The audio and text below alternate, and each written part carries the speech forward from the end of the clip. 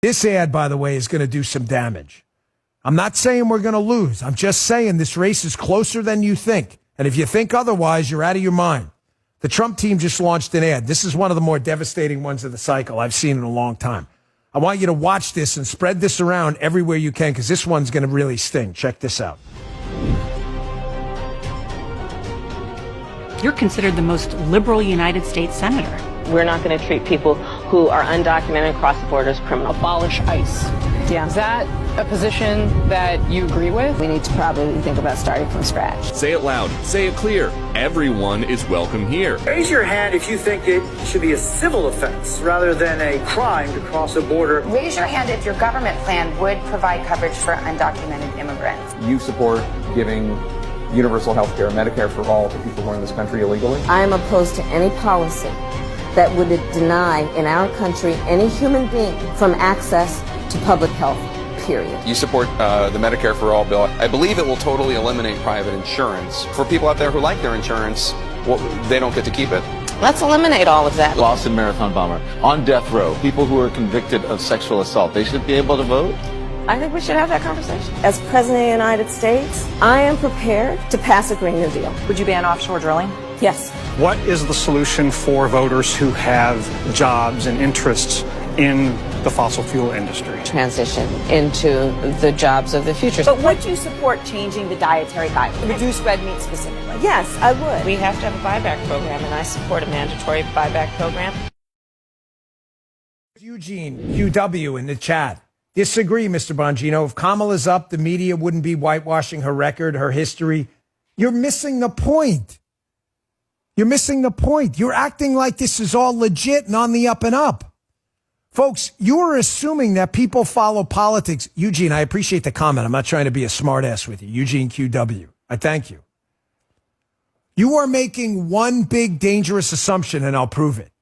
You're assuming people have been watching this the entire time like you have and know her record.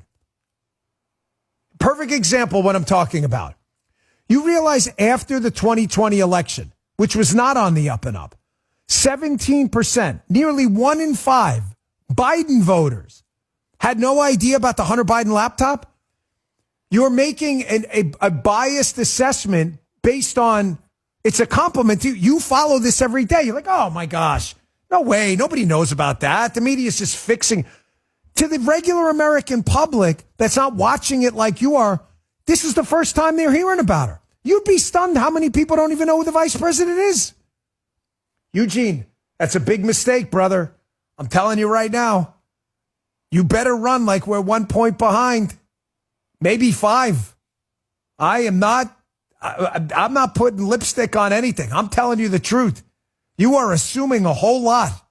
There are people out there who don't have a single idea of a single accomplishment Kamala Harris has ever had, who I promise will vote for her tomorrow because they saw the media's coverage. Kamala, yeah, she's like a hero or something. You are assuming way too much. I totally disagree with you.